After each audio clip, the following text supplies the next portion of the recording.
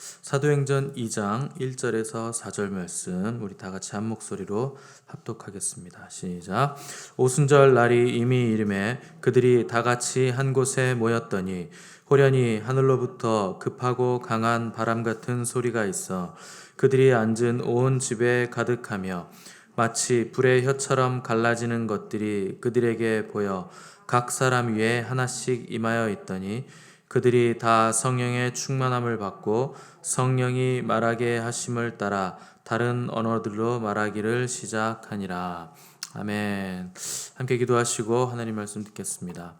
하나님 아버지 감사합니다. 이 아침에도 성령의 능력을 사모하고 말씀의 능력을 사모하는 심령들 위해 하늘에 넘치는 복을 부어 주시옵소서. 예수님의 이름으로 기도드렸습니다. 아멘. 오늘은 성령으로 시작된 교회라는 제목으로 우리 하나님 말씀 함께 나누도록 하겠습니다. 오순절이란 6월절 이후 50일째 되는 날을 말합니다. 예수님이 승천하신 후 열흘 후에 이제 오순절이 임하게 됐는데 이 열흘 동안 제자들이 한 일은 세 가지였습니다. 첫 번째, 예루살렘을 떠나지 말라는 주님의 말씀에 순종해서 예루살렘에 머물렀고, 두 번째, 그들이 늘 모이던 다락방에 모여서 마음을 합하여 전심으로 또 기도했습니다. 그리고 세 번째, 가룟 유다를 대신할 사도를 뽑아서 열두 사도의 수를 채운 것을 우리가 볼 수 있습니다. 제자들이 이 세 가지 일을 마쳤을 때 1절 보시면 오순절 날이 이미 이르렀다 이렇게 표현을 하고 있습니다. 그러니까 성령께서 베드로의 마음을 감동하셔서 가룟 유다의 자리를 대체할 사도를 뽑고 나니까 오순절이 막 시작된 그때가 된 것입니다. 이 하나님의 타이밍은 일찍 오지도 않고 또 너무 늦게 오지도 않습니다. 아주 정확한 그때에 하나님의 타이밍은 시작이 됩니다. 오차 없이 완벽하게 하나님의 타이밍은 우리에게 임하는 것입니다. 이 하나님이 하시는 일의 정확성을 경험한 사람들은 실망하거나 포기하거나 하지 않고 하나님의 때를 기다릴 수 있게 되는 것입니다. 이것이 믿음의 특징입니다. 기다려야 할 때를 알고 움직일 때를 아는 것, 또 꺾어야 할 때를 알고 포기할 때를 아는 것이 믿음입니다. 믿음이 없는 사람은 하나님의 때를 알지 못하는 사람입니다. 그래서 하나님의 때를 알지 못하기 때문에 영원히 살 것처럼 행동하는 것이고, 하나님의 때를 이해하고 또 경험해보지 못했기 때문에 조급해하고 불안해할 수밖에 없는 것입니다. 그러나 성령이 오시면 모든 진리로 우리를 인도하실 것이고 더 이상 우리는 조급하거나 불안해하는 삶을 살지 않게 되는 것입니다. 이 제자들이 부족함을 채우고 또 정식으로 사도를 뽑고 난 후에 오순절 날이 되자 성령님도 정식으로 임하시게 됐습니다. 그래서 교회는 그 시작부터 정식으로 시작됐다 하는 것을 우리가 기억해야 됩니다. 그래서 교회는 무슨 일을 하든지 정식으로 해야 됩니다. 교회의 정식이란 하나님의 방법을 따르는 것입니다. 편법을 써서 나와 친하니까 사도로 세우거나 아는 처지니까 대충 눈 감아주거나 하는 것은 사랑이 아닙니다. 이 은혜와 사랑은 편법과는 아무런 상관이 없습니다. 그래서 우리 주님도 때를 정해 주셨고 그 때를 약속해 주셨고 또 그것을 위해 정식으로 기도하게 하신 후에 약속하신 때가 이르니까 성령님을 보내신 것입니다. 이 오순절에 임하신 성령님도 교회에 정식으로 임하셨습니다. 이 성령님이 임하셨을 때 정식으로 임하셨다 하는 것을 눈에 볼 수 있게 세 가지로 나타내 보이셨습니다. 첫 번째로 성령님은 들을 수 있는, 청각으로 들을 수 있는 소리로 임하셨습니다. 2절 보시면 급하고 강한 바람 같은 소리가 있었다 이렇게 표현을 했습니다. 분명한 것은 바람 소리는 아니고 바람 같은 소리였다는 것입니다. 그러니까 자연적인 바람 소리가 아니라 영적인 소리였고 하늘로부터 들려온 소리였습니다. 만일 녹음기가 당시에 있었다면 녹음이 될 정도로 아무도 부인할 수 없을 만큼 분명하게 바람 같은 소리로 성령님이 임하셨다 하는 것을 볼 수가 있습니다. 이 소리는 한 사람만이 들은 소리가 아니었고 모인 무리 전부가 들을 수 있는 확실하고 영적인 바람 소리가 이 다락방을 가로질렀다 하는 것을 성경은 증언하고 있습니다. 이 히브리어로 성령이라는 단어가 루아흐인데 바람이라는 뜻이기도 하고 호흡이라는 뜻이기도 하고 성령이라는 뜻이기도 합니다. 이 하나님의 호흡인 성령의 바람이 불어왔을 때 이 오순절의 성령 강림 역사가 일어났다 하는 것입니다. 예수님은 요한복음에서 니고데모에게 거듭남을 설명하시면서 바람이 어디서부터 와서 어디로 가는지 알지 못하는 것처럼 성령으로 난 사람도 그러하다 이렇게 설명을 하셨습니다. 바람이 지나가면 나뭇가지가 흔들리고 촛불에 불이 꺼지듯이 성령님이 임하시면 이 성령님의 바람이 지나가면 우리의 심령이 흔들리고 우리가 시원함을 느낄 수 있는 것입니다. 그 바람이 120명이 모여 있었던 다락방에 가득 찼다고 했습니다. 인간적인 채취와 사람들이 뱉어낸 호흡들을 모두 몰아내고 성령의 새로운 바람이 방 안을 가득 채웠다 하는 것입니다. 하나님께서 사람을 만드실 때 코에 생기를 불어 넣으셨던 것처럼 하나님의 숨결인 성령의 바람이 모인 무리들 가운데 가득 차고 성령님께서 그 공간을 지배하시고 장악하셨다 하는 것을 보여주시는 것입니다. 두 번째로 성령님은 어떻게 임하셨는가? 눈으로 볼 수 있는 거룩한 불로 성령님은 임하셨습니다.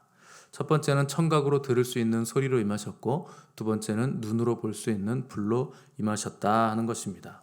3절 보시면 마치 불의 혀같이 갈라지는 것들이 그들에게 보여 각 사람에게 하나씩 임했다 이렇게 기록하고 있습니다. 이게 불이 타오르면 이렇게 공중을 향해서 하늘을 향해서 불이 이렇게 타오르는 모습이 불의 혀처럼 갈라졌다 하는 것을 표현한 것입니다. 이 불은 모인 모든 사람의 머리 위에 각각 하나씩 임해서 타오르고 있었습니다.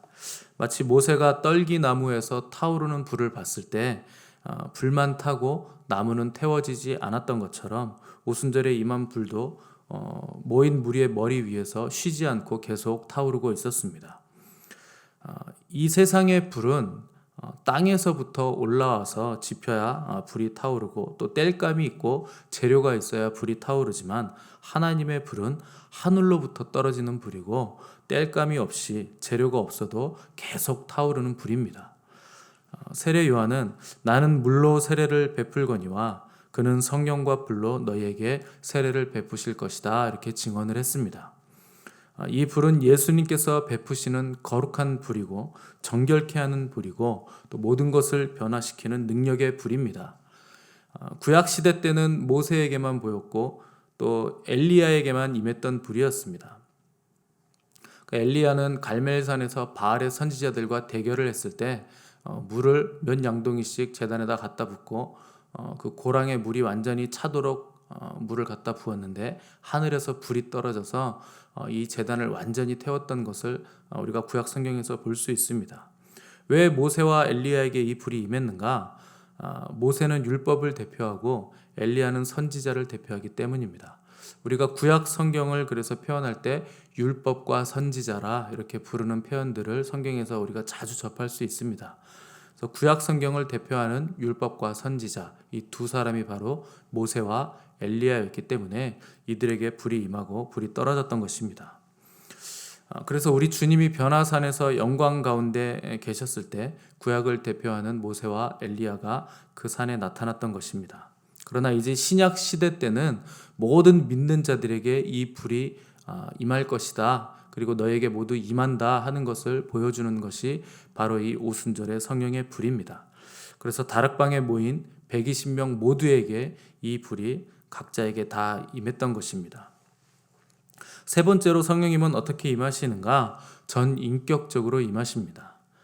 특별히 성령님이 언어로 임하셔서 각 나라의 방언으로 사람들이 말했다 하는 것을 우리가 볼 수 있는데 언어라는 것은 그 사람의 인격과 자아를 말하는 것입니다. 성령님은 인격을 가지신 분이시기 때문에 각 사람의 지정에 역사하시는 분이십니다. 그래서 성령 충만이란 우리의 육체와 지성과 의지, 이 전인격적인 영역에 임하시는 성령의 역사를 의미합니다. 단순히 지식적으로만 성령님을 인정하는 것이 아니고 우리의 전 존재에 부딪히는 강력한 성령님의 역사를 경험하는 것이 이 성령의 충만함입니다. 우리에게 성령님이 임하셨다 하는 것은 그분이 우리를 통치하시고 이끌어 가신다는 것을 뜻합니다. 가장 먼저 지배하시는 영역은 우리의 언어입니다. 어떤 사람은 방언을 말하게 되고 또 어떤 사람은 예언을 하게 되고 또 어떤 사람은 성령님의 다양한 은사들이 나타나게 됩니다. 우리의 언어가 먼저 바뀌고 우리의 언어가 다른 사람을 세워주고 또 거룩하게 변화되는 것이 성령 충만의 가장 강력한 현상입니다. 이 모든 은사들과 예언들의 신실성은 반드시 성경을 통해서 검증이 되어지게 되어 있습니다. 4절을 잘 보시면 성령의 충만함을 받아 성령이 말하게 하심을 따라 다른 언어들로 말하기를 시작했다고 성경이 증언하고 있습니다. 내 마음대로 말하는 것이 아니고 성령이 말하게 하심을 따라서 하는 것입니다. 내가 하고 싶은 말이나 내가 하고 싶은 평소에 내가 가지고 있던 생각들을 표현하는 것이 절대 아닙니다.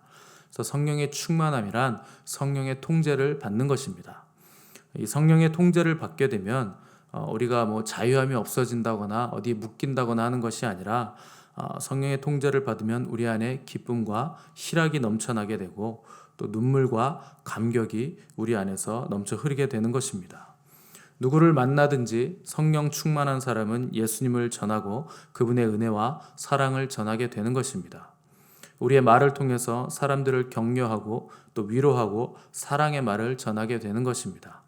그래서 성령을 받은 사람은 생각이 바뀌고 언어가 바뀌는 역사가 가장 먼저 일어나게 되는 것입니다. 성령님은 하늘로부터 급하고 강한 바람처럼 또 불의 혀처럼 그리고 전인격적으로 우리에게 임하십니다. 하늘로부터 임하셨다는 것은 인간의 것이 아니라 하나님의 것이기 때문에 누가 조작할 수 없고 흉내낼 수 없고 제한할 수 없다는 뜻입니다. 성령님의 역사는 우리의 예상을 뛰어넘고 도저히 상상할 수 없는 아주 기막힌 방법으로 상황을 풀어 가십니다. 앞에 홍해가 가로막았을 때 바다 한가운데로 길이 있을 것이라고는 아무도 생각하지 못했는데 갑자기 성령의 바람이 불어오기 시작하면서 200만이 넘는 이스라엘 백성이 바다 한가운데를 마른 땅처럼 걸어가는 역사가 일어난 것입니다. 성령님의 임하심은 시작입니다. 이것이 우리의 목적이 아니고 끝이 아니고 이것은 시작에 불과합니다. 이후로 이스라엘 백성은 낮에 구름 기둥과 밤에 불 기둥으로 지켜 보호하시는 하나님을 매일매일 경험하면서 광야를 통과하게 됐습니다. 오순절 성령 강림 사건도 우리에게는 종착지가 아니라 시작이었다는 것을 기억하시기 바랍니다. 이것이 교회의 시작이었습니다. 성령 강림을 시작으로 교회는 하나님의 말씀이 흥왕해지고 든든히 서가게 되는 역사가 일어나게 된 것입니다. 아무것도 없이 시작한 초대교회는 이 성령의 바람과 불이 떨어지니까 단 한 세대 만에 로마 제국 전체를 뒤집어버리는 역사를 일으켰습니다. 이들이 전한 복음은 강한 바람을 타고 퍼지는 불처럼 전 세계로 번져나갔고 성령님이 말하게 하심을 따라 이들의 입술을 통해서 순수한 복음이 전 세계에 선포되었습니다.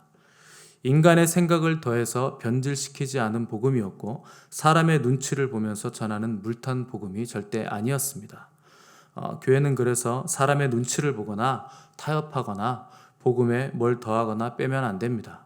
오직 성령의 말하게 하심을 따라 말씀과 성령으로 충만하여 성령의 이끄심을 따라서 무릎으로 전진해 나가며 복음이 선포될 때 모든 어둠의 권세가 쫓겨가고 이 교회의 영적인 권위와 거룩한 능력이 회복되게 되는 것입니다.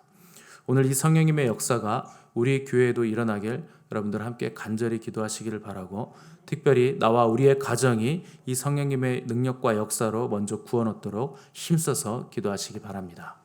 함께 기도하겠습니다.